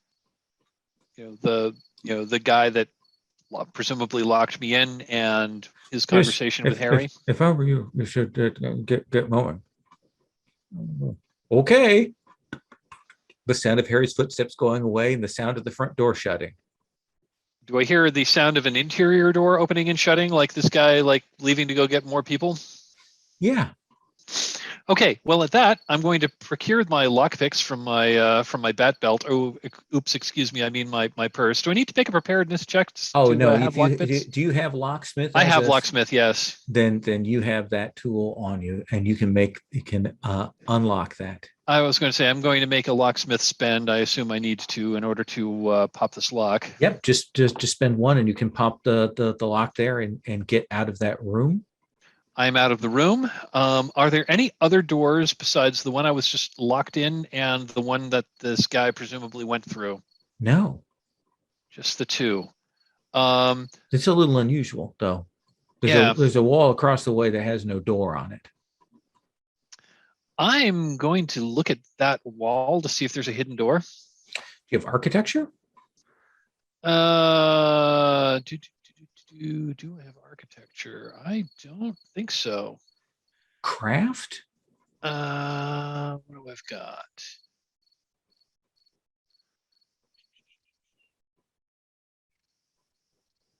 What could I use to look for that? Have a locksmith, mechanical repair. That's a general skill. Let's have you make a mechanical repair roll. Okay. I think I'll spend both my points on that, and let's see what happens. Be a D6 plus 2. Roll. I got a 7. Got a 7. It will take you a bit, but you will find that there is a cleverly concealed door there, and you can open that up. I'm just going to say, I think this is the first time in a game that did not start. The first time in any game I've ever played that did not have the word Dungeons or Dragons in the title that I have ever looked for secret doors.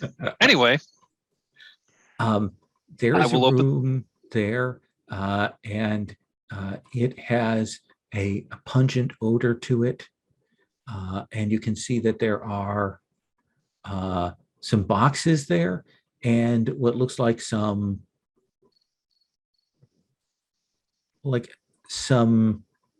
handcrafted metal instruments. Instruments as in implements or as in musical instruments? Kind of walk over and you look and you realize it's some kind of like brace, like metal, like stainless steel brace of some kind, with like a blade that comes down. And you look at it and you're like, oh, you put someone's hand in this and then you lock it in place and then you bring the blade down to sever their hand. Oh, that's not disturbing in the slightest. And let me come back to Harry. Harry, you're $20 $20 richer. Yeah, I get outside and then I like turn the corner so that I'm not in view. Okay. And I'm like, huh. And then as soon as I turn the corner, I like bend down on the ground. I'm like, oh no, what do I do? What do I do? What do I do?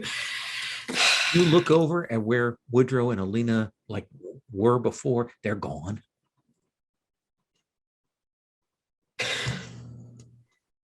Where is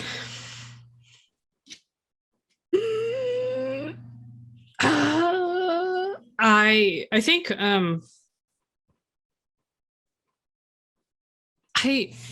mean realistically what Harry would do is oh,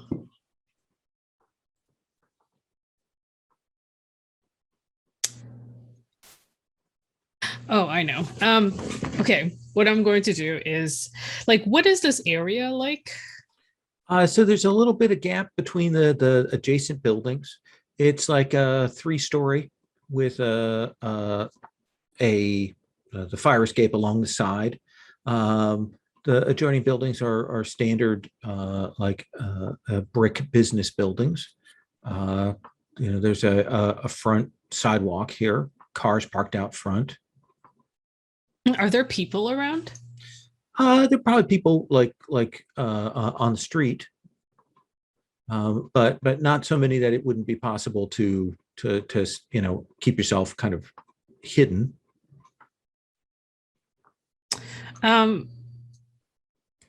What I'm going to do is I'm going to go up to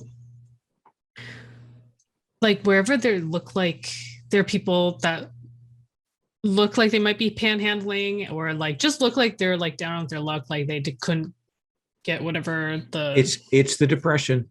You can find somebody selling apples. Yeah. And I'm gonna start like going up to people and say,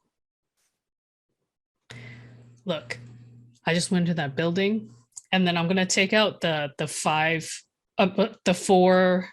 $5 bills, and all I said was I was there with the lady and was there to take pictures, and they gave me this much money to tell me to leave.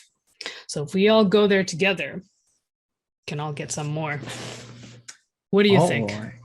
Right. What do you think this is? Does this feel like a bargain? Flattery? What do you I think it's definitely it bargain. Okay. Like I'm like time to make some money. Yeah, trying to get some guys, bring them over, raise the tension level here. Yeah, like get a bunch of random people in there. And I'll just like keep going around and telling people like, guess what I got? And then I like show them the $5 and like absolutely that building over there. Make that spend. And you will start getting some people who are like, oh yeah, then like they'll get, yeah, if you get some money, they'll go over there and raise a ruckus over there. Yeah, and they I'm trying start to get a mob going. They're heading up and kind of going in. We'll come back to that in just one moment. In fact, let's take 5 here, and we'll come back to what Elena and Woodrow hear up on the 3rd floor. Okay, so take 5.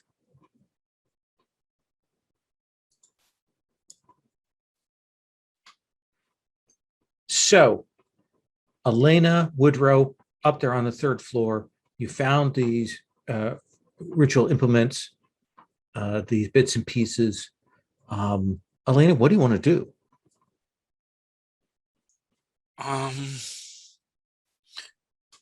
I mean, I think I say to Woodrow, does any of this stuff look familiar to you? How do we just you bleed on the design, right? Would it be appropriate for me to do an occult push to spend an occult push, or do I just not know? No, I think you can look at the thing. It is definitely been like the most recent thing that has been done here is definitely some kind of summoning. Was that with a push, or did I just know that? I think with an occult you can tell that. Do you want to push further? Yeah, I'll push. Okay. You kind of walk around. It looks like they've summoned something to target a particular person. What they've summoned, you're uncertain, but it looks nasty and powerful. And given that the way the thing is set up, you guess that it's been keyed to the person or to objects belonging to the person. Things have been in contact with them. And that, like, the closer he comes to here, the stronger that scent will become. Like, clearly they're hunting for them, but they're also worried that he might be coming here. So there's kind of a defensive thing. And then I think also you can sense that there's probably an object that someone has that is the binding for this, that they imbued with that. Does that seem like fair info? Oh, for sure, yeah. Okay. And I will relay all of that to Elena. I'm sorry. One thing I just spaced out for half a second. There was a hymn there that they were worried about. I didn't catch who that was. I don't think I gave a name. Okay. I think you can draw from what you've seen so far that the hymn there is hurt. Got it. So I say they're afraid of hurt. It seems like it. I think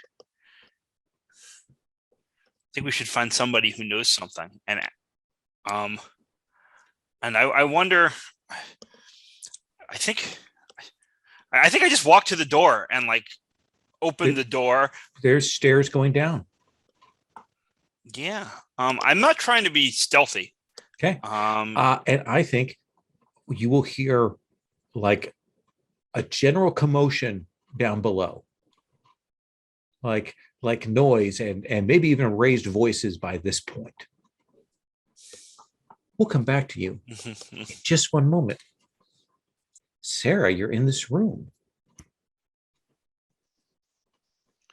Got this device. There's some other papers and notes and things around here. Other papers and notes. Okay, I'm going to look at some of the papers and notes. In fact, hey, can I don't know if I need to make a preparedness check. Sure. I know. So Harry has my actual normal camera. Yeah. Can I say that I've got like a backup, like miniature, like 16mm camera? That is a preparedness roll. Kind of thought so. Difficulty 4. It's in your line of work, but it's a little more expensive. Got it. Okay. I guess I will spend 3 points of preparedness There you go. to make it an auto, but should I roll anyway just to see if I get something awesome? Or Oh yeah, actually you can. Yeah, that's right.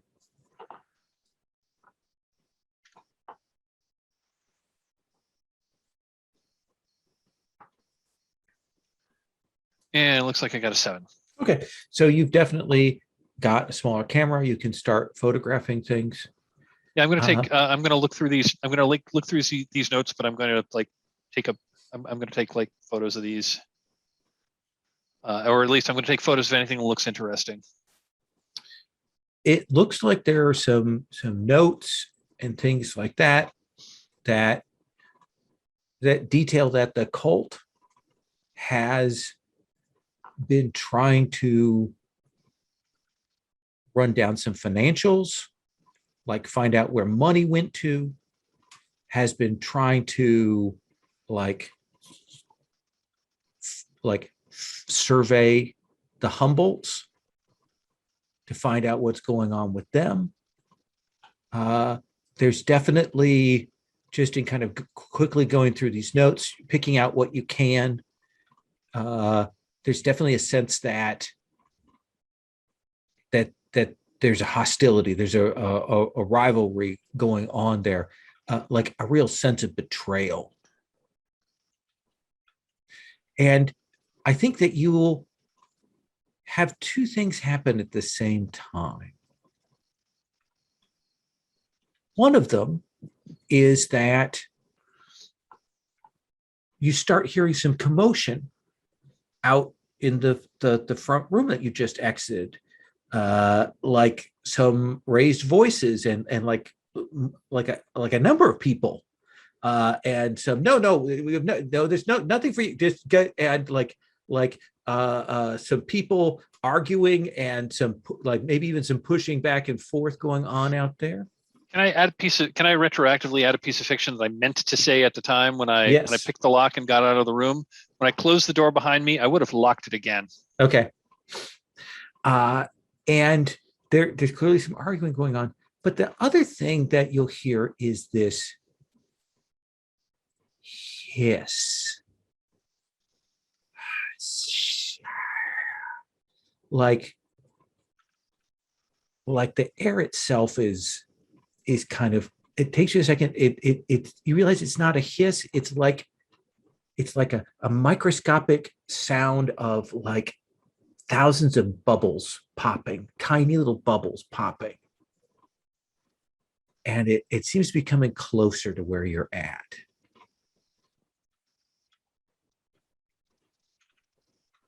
What do you do? That's it's coming closer to where I am. Oh, Yeah. That's not good.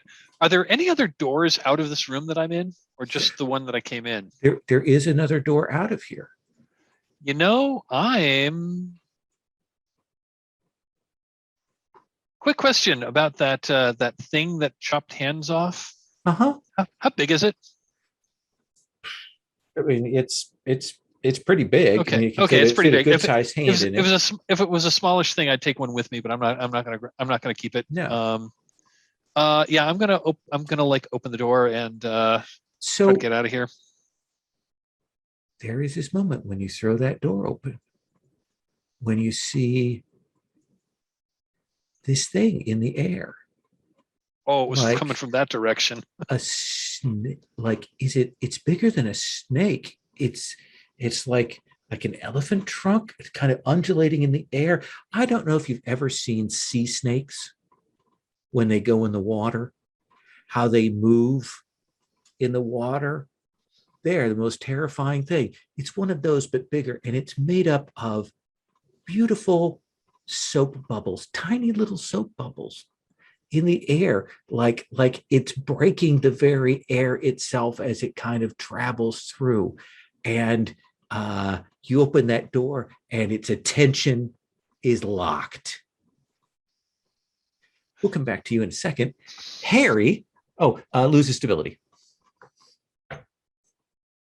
Harry, yeah, there's this, you've started to get this riot. At what point do you stop when you've got like a half dozen people who are now arguing up there with the people inside? You're hearing the noises. Clearly the people inside have come out, and you'll hear there's a guy, you'll hear a woman's voice, and they're trying to push these people out. What do you want to do?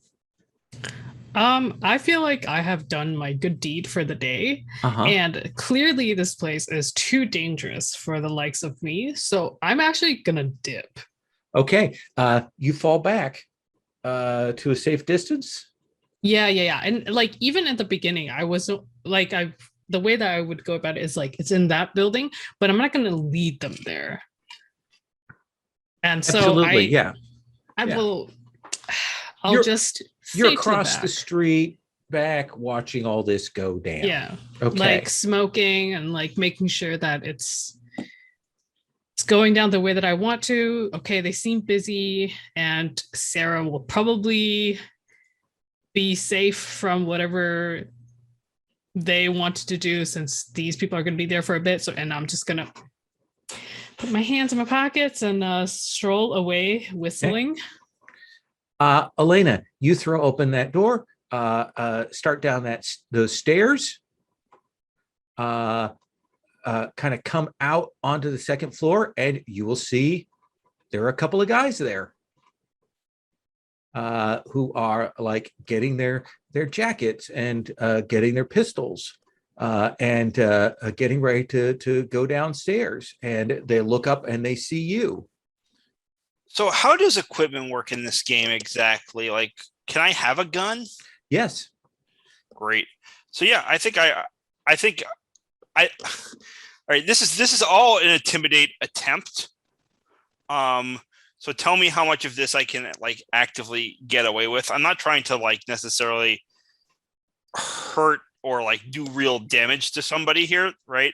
I think as I see them sort of like getting their jackets and their guns, I pull out my pistol, kind of, I guess, like smack the nearest one in the face with the butt. I'm not trying to incapacitate him. Really, this is like a surprise. So let's see how successful that is. Yeah, and then Okay. point the gun at the other one and say, "So take me to who's ever in charge." Well, let's start with that melee. Sure. Oh yeah. So I'll spend 2 for this guy. Oh, difficulty 3. Difficulty 3. Yeah, I'm gonna just spend 2 to make that go away. Okay. Go ahead and roll though. Yeah, sure.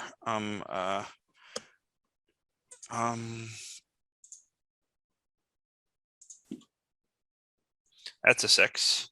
That is a Plus 6. 8. It's actually 8. 8. So yeah, you hit this guy.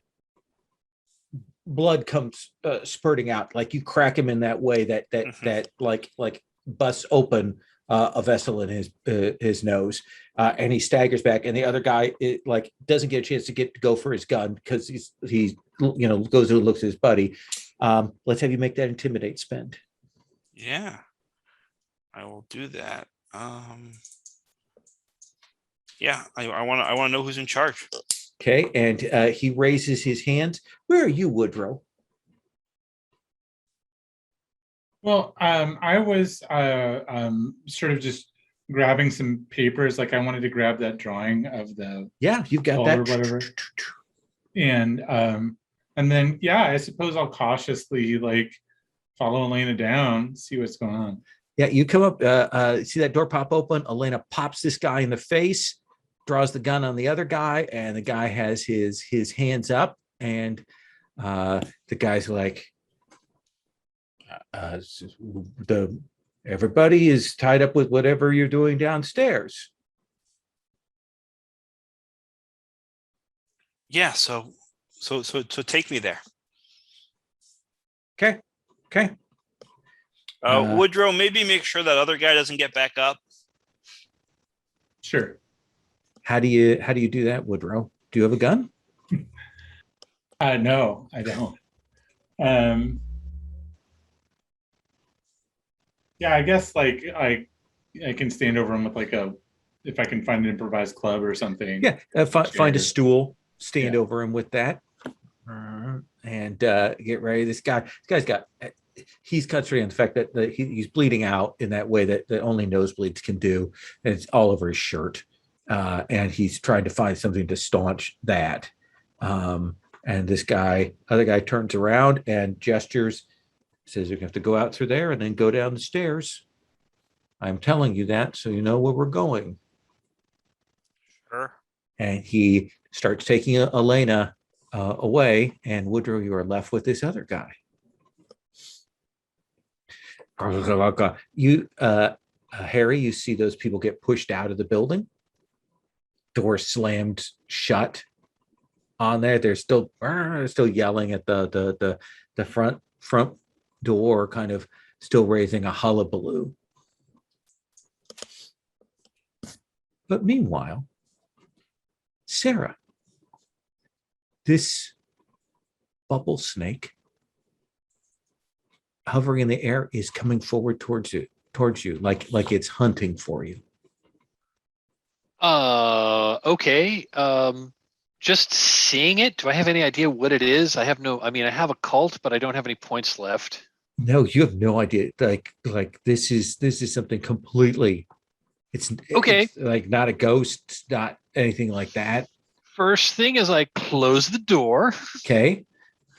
Then I turn, and I don't care what's on the other side of that door, the secret door that I came in. I am opening that door, stepping into the lobby, turning, and I'm running out the front door.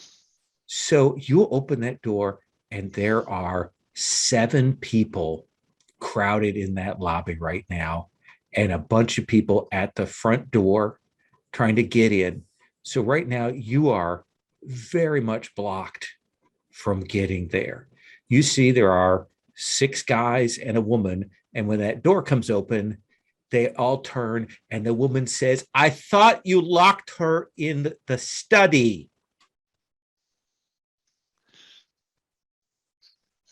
There's a snake thing flying in the air. I'm getting out of here. How do you want to try and do this? There are 2 other exits. There's the study, which you know is a dead end, Right. But there's also the door towards the interior. You've got at least 2 guys at the door, plus people on the other side that are blocking you from getting out the front door. So is it a clearer shot to get to the other door, not the one that's It's locked? a slightly clearer shot. You've got a lot of people in here.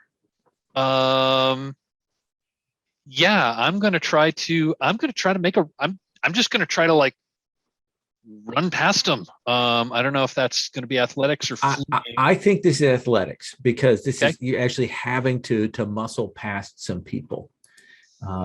So I'm going to give them a roll for trying to stop you, given that we've got a number of people there. So I'm going to roll this.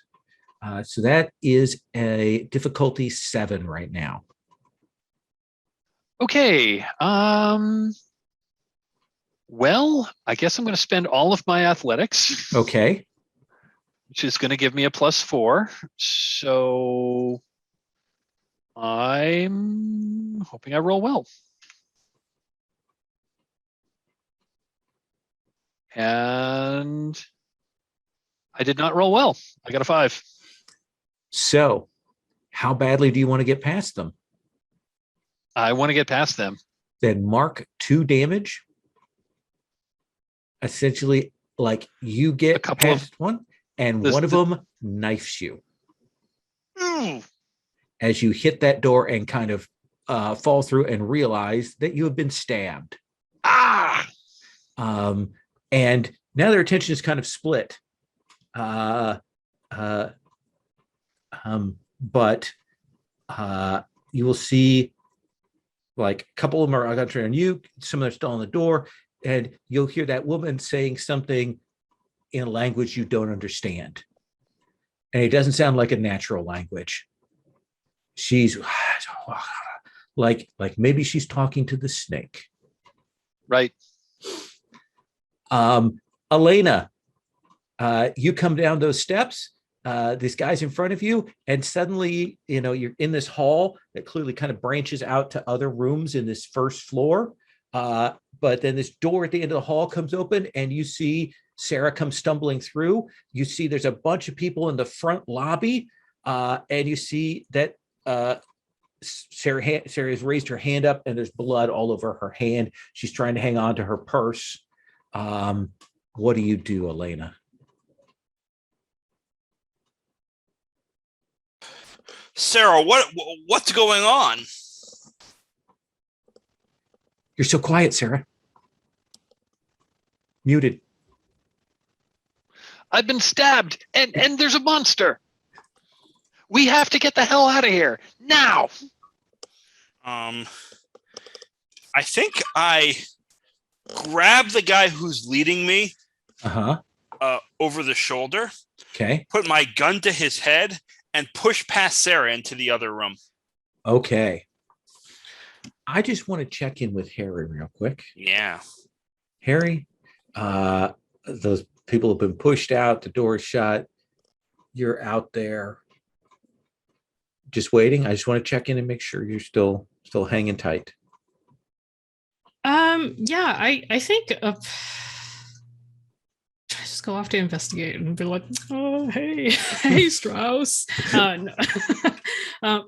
I think I am kind of like waiting to see like Are they going to show up?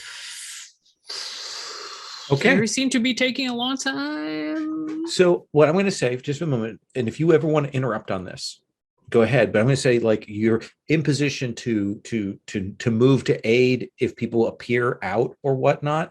But if you want to do something before that, feel free. Does that sound cool? Kind of Yeah, give you that sounds- positioning. Sure. Because you definitely see that there's two of these guys inside. They're kind of holding the door shut. The 6 guys that you rousted are still yelling on that front stoop and making general commotion. Let me check in with Woodrow. Woodrow, this guy is trying to get his head together. But you hear Elena shout Sarah's name, and you hear that conversation downstairs. Monster stabbed. Not in that order, though. I guess I just try and I kick the guy. Yeah, just to make sure hopefully he stays down for a minute. And then I'll go call down the stairs and be like, Elena, Sarah, up here. Elena, you hear somebody call from up those steps as Elena pushes past you. I look at Elena. I look up the stairs. I'm going to say I recognize Woodrow's voice. I'm going to start making my way up the stairs as best I can since I've been stabbed. Run up the stairs, trying to keep your side from the blood from opening up. You see that Woodrow's there holding a stool, and there's another one of these guys whose face has been bloodied, who's kind of standing up woozily. And you kind of in a set of offices, there are windows up here. I turn to Woodrow. How'd we get in? How'd you get in? We need to go out now. The fire escape. Come on, I'll show you. And to you, Elena, push past.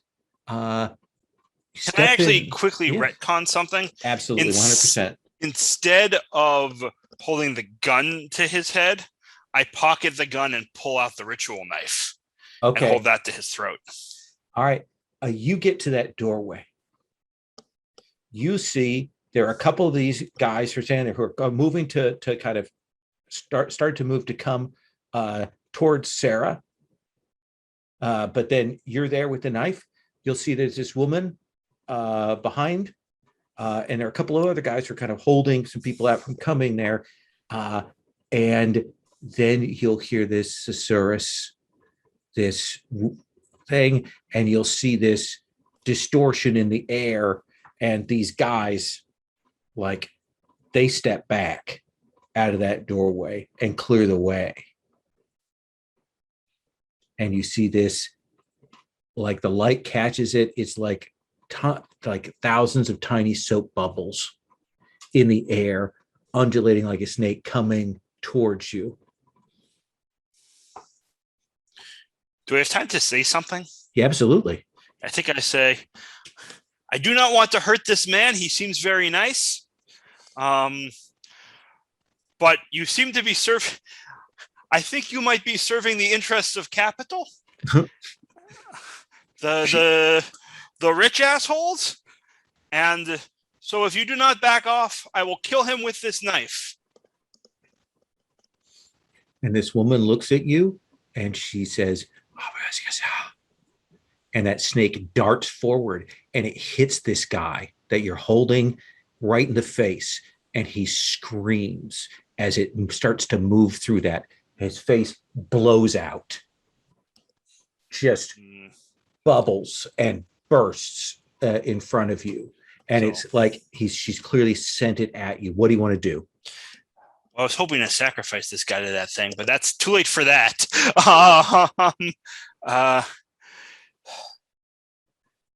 Can I try to dodge?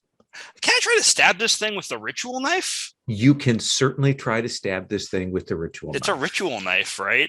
Absolutely. Let's have you roll melee.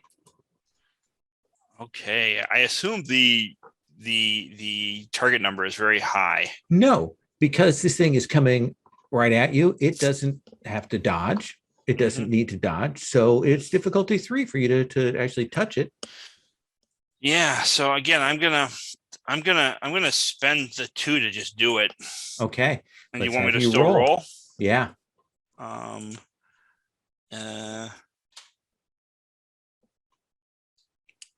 So I somehow or another ended up rolling 2d6. Hold on, let That's me. okay. How do I clear one of these? There we go. Yep, that's a 6 plus 2 is 8. So you hit this thing, and there is kind of a rending as the bubbles, like some of them pop, and that knife gets white hot in your hand, and it actually starts to melt. Mark a point of damage, but this Sure. thing reels back. Like, the benefit that you get is it actually pulls back and pulls back away from you, and you've got some open space. I want to die for the woman. Okay.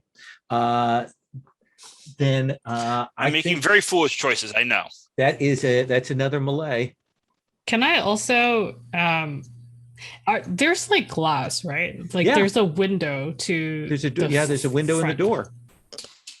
I would very much like to pick up a stray brick and just chuck it at the window to cause more chaos in case that helps. Well, let's do that spend as like an assist to Elena. How much do you want to spend for athletics or what is the or melee? I would like to spend athletics because I have nothing in melee. Okay, how much do you want to spend? I will spend. I'll spend 2. Okay. So with 2, when you do an assist, 1 point goes away, but the other point goes to him. If you were to spend 3, he would get +2. 4, he would get +3. Oh, then I'll spend 3. Okay. So Elena, you get +2 to what you do now. So I'm going to spend for her athletics to try and get out of the way of this. So let's see what she's got. So we'll do that plus that. So that is a difficulty 9 right now. I'm going to spend the 2 I have left. Okay. Plus another 2 from Harry gives you a +4. Okay, that I still have to roll very high. That's just an 8. That is an 8. So I think you make that lunge for her, and she like she drops back, like when you come at her, and the others kind of move to get in the way. So you can't get her. I don't think your roll is bad enough that you're going to take any damage. I think you're going to be able to pull back, because like when they move to maybe like follow up to tackle you or bring you down, that's when that door comes shattering open, and you have the moment. You can run back up the stairs, or you can try to bust through and get out, or you can stay here and get engaged in a melee with superior numbers. Yeah, I mean, can I sort of like follow through on my dive to go through the window that the brick came in? Absolutely, 100%. So Harry, you throw that brick, and then Elena comes flying out through what's left of that window.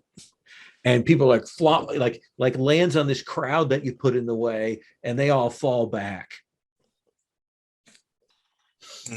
Do I see Harry there?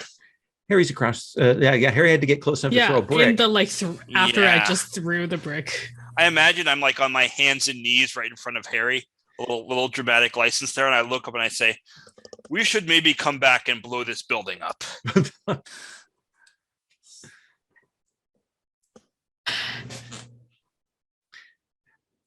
The door's on, get the money. And I'll like, they will rush the place, and the two of you can get onto to your feet and start running down the street.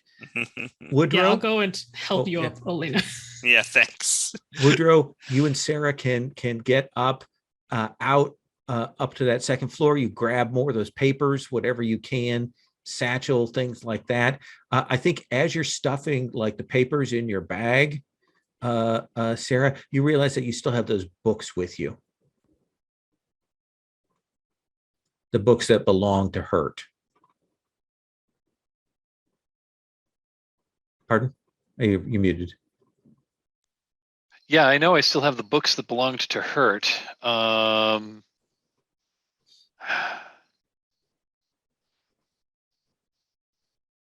will, so I think, so basically, info that we're getting from these papers and whatnot, are they like out of character? I'm not sure what you're getting at. Oh, well, I think what you will realize, and what Woodrow probably realize, is that the thing is probably coming for those books because it's tuned to like find Hurt or Hurt stuff. Oh, right. So if I leave the book behind, it probably can't find me. Okay, yeah, I'm going to leave the book behind. That's from the occult spin that Woodrow made earlier. So just to kind of, and I think the two of you can, drop that, get down the fire escape, get outside. There's a riot at the front doors of this place. You may actually hear a gunshot at some point in this. And you see Elena and Harry booking it down the street. And I assume the two of you do as well. Yep. And as I catch up with them, I suggest that we might not want to go home. We might want to we might want to like book some hotel rooms because they know who we are. And I think that is where we're going to stop for this evening. All right. Yes. You may refresh one of your investigation pools by a point, and you can refresh 3 points worth of general. Okay.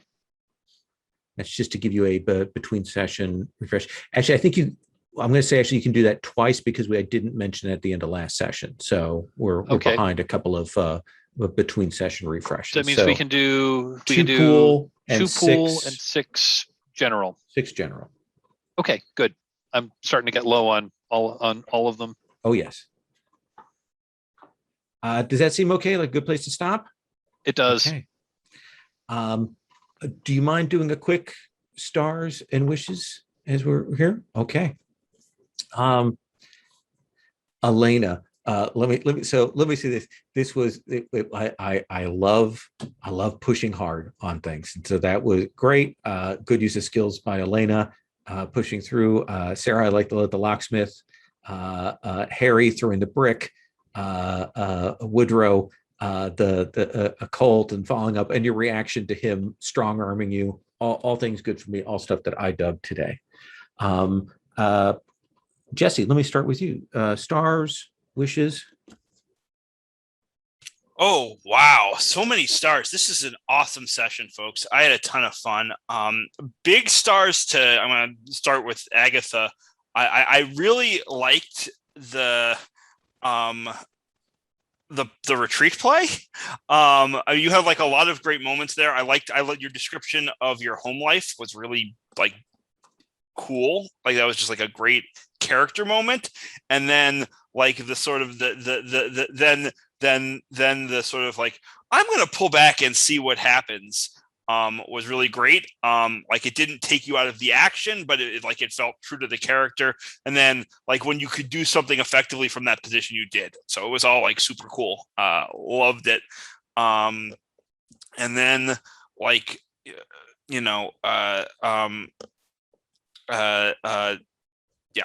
let's stick with 1 star so I don't spend forever. That was really great. And I guess also to Lowell, just managing this is amazing. I'm starting to see as those pushes and points dwindle, like the tension in the system that was like I think harder to feel in the earlier sessions. And you're pushing all of those buttons to make us feel that. So thumbs up there. Wishes. Oh yeah, sorry, one more. And we got to see something cool and monstrous. Very happy about that. Yeah, wishes are just more crazy monster things. I'm really, digging as we're getting deeper into that stuff. I can't wait to see more.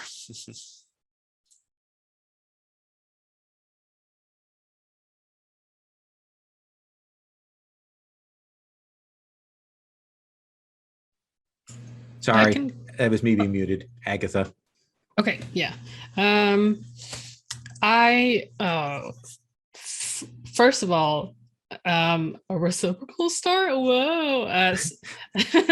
Yeah, like star to you, Jesse, for like really being like, I'm gonna go and break into this house. And like, actually, I do like that you keep checking in with the group to be like, okay, is this too gonzo? Like, or like, and I feel like because of that, it was like, I was like, okay, like we are all okay with this and the tone. And so it felt like you were never like just like going off and like doing your own thing, because it was still, you're like, I care about what people think about, but then also that kind of really high action, high drama type of thing. It was like, I really enjoyed that. I like how you're taking the fiction in a direction that is like kind of like really dramatic. And then speaking of making the fiction dramatic, star to you, Lowell, for just really bringing in, I feel like this is like the mini climax before the actual climax of the story. Like, so like all of this like information gathering, I mean, you're always very good at like knowing when to like bring that in for like as a GM. So, and I am once again in awe. Like it was just really cool to be like, okay, what are we finding? Oh, all these different clues. And then suddenly it's like, boom, this thing that'll cut your hand off. Yeah. Boom, bubble monster. Boom, getting shot and stabbed. and so on and so forth. Like it was just, it was really fun. Like I think the investigation was very fun, but this was also very fun. And like, awesome. I think it was because there was both that it felt even more satisfying. It felt like things were like kind of paying off. So that's like a huge star. I also, I mean, I want to give stars to everyone as well.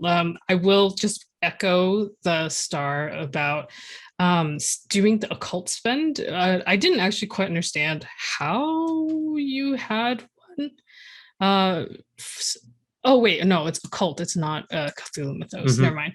So anyway, I really like that. I feel like finding out more about the creepy stuff was great. And then really seeing the story come together, I appreciate that. Like, and then Mike, the way that Sarah was just like, oh yeah, I picked this lock. I was like, oh, good.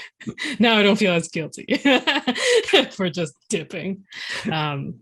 Yeah, so those are my stars for just like all these like cool moments. And then also the way that part when Sarah just like closed the door on that monster. That was really like the comedic timing was really good on that. In terms of wishes, my wish is to just keep finding out, like to keep seeing the mystery unfold, which I guess is the point of this game. But I'm really like interested in then seeing like Strauss and then seeing the Humboldts and then maybe seeing a confrontation between them and the cultists. Like I'm very invested in the story. So that's my wish, is to just keep seeing that unfold. Awesome. And if there's a way for the player characters to like also cause more chaos. I definitely think you'll be causing more chaos. Yeah. Yeah. John? Yeah, I mean, I had the same kind of stars. I think everybody did. I think it was especially really cool. The thing that Harry did with getting all the people like, hey, they're giving out free money. Like that was just like, of course, it's the Great Depression. Of course, like everybody's going to be like let's go get some free stuff, right? Because everybody's poor. But yeah, everybody had like really great moments. Alina got to be a badass, and that was cool. And Sarah had to be very resourceful, especially getting locked in a room and dealing with the monsters. So yeah, that was all very very cool. I don't exactly have a wish as much as like a question, which is like, Sure. um, did like I thought at the beginning you said we would get through like 2 to 3 mysteries, and I'm like, oh no, am I like going too slow? No. Or is that like when I tell my boss the software feature will be done in 2 days, kind of? So I will say this is I find mystery scenarios and stuff kind of really challenging to figure out how long it should go. And I used to like it used to be I would probably have boxed this into like 3 sessions or 2 sessions, but I've grown now where if I feel like we've got the room, I let it breathe more. So I suspect this will be one mystery that we get done in this, but we've had time to like really slow down and do some stuff and interact with one another. So yeah, that's a really good observation because I am I have shifted over the like I would actually say the last 2 years where I've like last time I ran Brindlewood Bay with the Wuxia stuff. Whereas before I ran Remove Bay, okay, we get a mystery done in 2 sessions and then we move on to the next one. Now I'm like, let's do 5 sessions. Let's have the characters interact. Let's have romances. Let's get that to breathe. And so yeah, my approach has changed on that. So I kind of went in saying what my usual sense of things were, and now I have a better sense. So bad at project estimation. Me too. Thanks. Mike. Well, this is a fantastic session. I had a ball tonight. I think my first star is to you, Lowell, for just for one like balancing us. We've got like our characters are very disparate in like what our strengths are and our personalities are, and you kind of like herding the cat has been fun to watch.